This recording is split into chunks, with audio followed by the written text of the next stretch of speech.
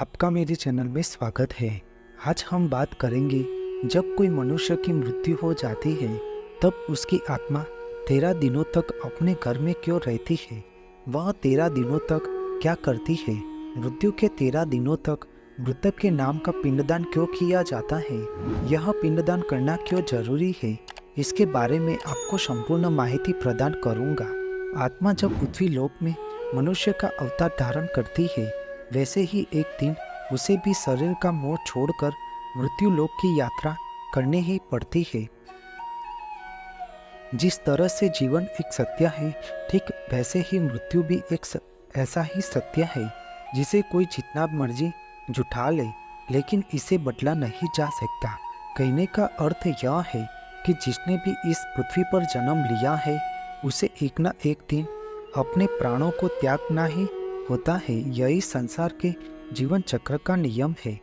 इसके बारे में हम में से बहुत से लोग ने कई बार अपने बड़े बुजुर्गों से कहते हुए सुना होगा कि मृत्यु के बाद मनुष्य शरीर की आत्मा 13 दिनों तक अपने घर में स्वजनों के आसपास भटकती रहती है, क्योंकि गरुड़ पुराण में इसके बारे में विस्तार से बताया गया है कि जब किसी व्यक्ति की मृत्यु होती है तो इस दौरान मृतक को बड़ा आश्चर्य लगता है कि मेरा शरीर कितना हल्का हो गया है और मैं हवा में पक्षियों की तरह इधर उधर उड़ सकता हूँ।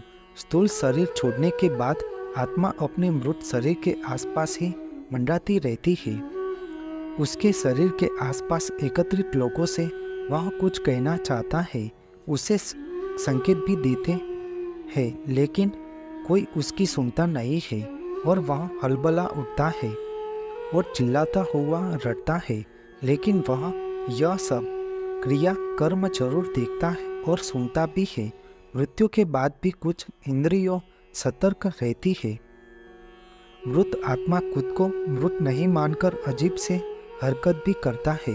वह अपने अंग प्रत्यंगों को हिलाता डुलाता है, हाथ पैर को चलाता है, पर उसे ऐसा अनुभव नहीं होता कि वह मर गया है। उसे लगता है कि शायद यह स्वप्न चल रहा है, लेकिन उसका भ्रम मिट जाता है।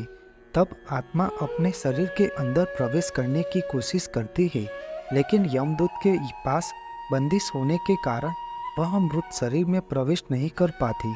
जब तक मृत शरीर की अंत्येष्टि क्रिया नहीं होती है, तब तक जीव बार बार उसके शरीर के पास मंडराता रहता है। जला देने पर वह उसी समय वह निराश होकर दूसरी ओर मन को प्रेरित करने लग जाता है।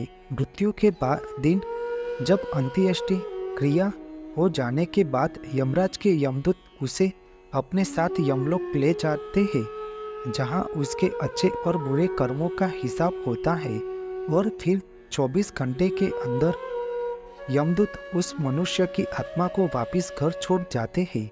यमदूतों के द्वारा आत्मा को घर वापस छोड़ जाने के बाद मृतक की आत्मा अपने परिजनों के बीच भटकती रहती है और अपने परिजनों को पुकारती रहती है। वह अपने परिजनों को कुछ कहने की कोशिश करती रहती है, लेकिन उसकी आवाज़ को कोई नहीं सुन पाता। यह देखकर व्यक्ति की आत्मा बेचैन हो जाती है और जोर जोर से चिल्लाने लगती है। इसके अलावा गरुड़ पुराण की माने तो जब यमदूत आत्मा को उसके परिजनों के पास छोड़ जाती है, तो उस समय उस आत्मा में इतना बल नहीं होता कि वो यमलोक की यात्रा तय कर पाए।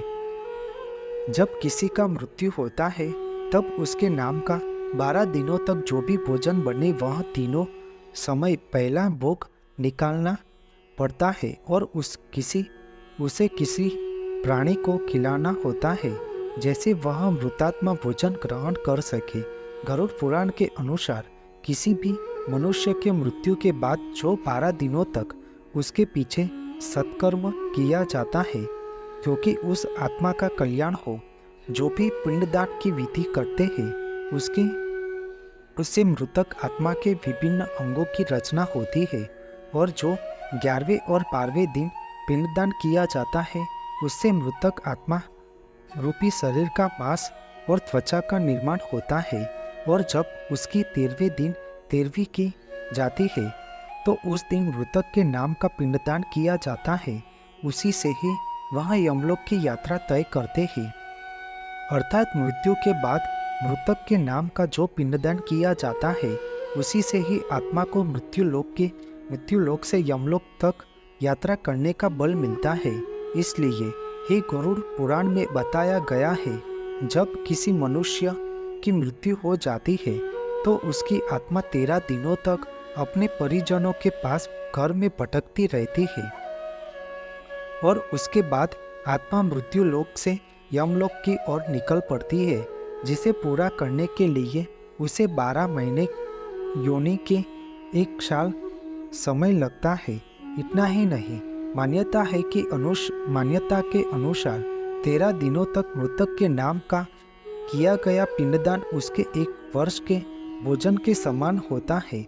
अगर किसी मृत व्यक्ति के नाम का पिंडदान नहीं किया गया तो क्या होता है, ऐसे विचार भी मन में आते हैं। तब इसका भी वर्णन गरुड़ पुराण में किया गया है। जिस मृतक व्यक्ति का पिंडदान नहीं किया जाता, उस व्यक्ति को यमदूत 13वें दिन जबरदस्ती अपने साथ यमलोक की ओर ले जाते हैं और मृतक व्यक्ति की आत्मा को इस दौरान काफ़ी कष्ट भुगतना पड़ता है। इसलिए हिंदू धर्म में मनुष्य की मृत्यु के बाद 13वें दिन तक पिंडदान करना आवश्यक माना गया है।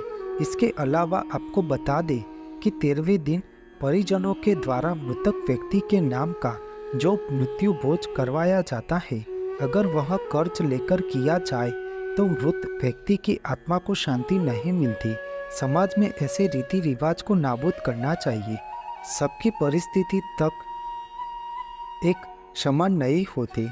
इतना ही नहीं, गरुड़ पुराण में यह भी बताया गया है कि जो व्यक्ति जीवित रहते हुए अच्छे कर्म करता है, तब मृत्यु के बाद उसकी आत्मा को यात्रा के दौरान यमदूत कोई कष्ट नहीं देते, और जो व्यक्ति बुरे कर्म करते हैं उसकी आत्मा को यमदूत यात्रा के दौरान कई कष्ट प्रदान करते हैं और आत्मा को कई कष्ट भुगतने पड़ते हैं। अपने जीवन काल के दौरान हमें अच्छे कर्म, धर्म, दान, पुण्य, जरूरतमंद की मदद अवश्य करना चाहिए। मरने के बाद जो भी दान पुण्य है, यह वह सब व्यर्थ है। इसीलिए अपने जीते जी सब अच्छे कार्य करना चाहिए, जिससे हमारे जीवन का कल्याण हो और मोक्ष की प्राप्ति हो। आपको मेरी यह माहिती अच्छी लगी हो तो मेरी चैनल को लाइक, शेयर, कमेंट, सब्सक्राइब करें और बेल आइकन को दबाना ना भूलें। जय स्वामीनारायण।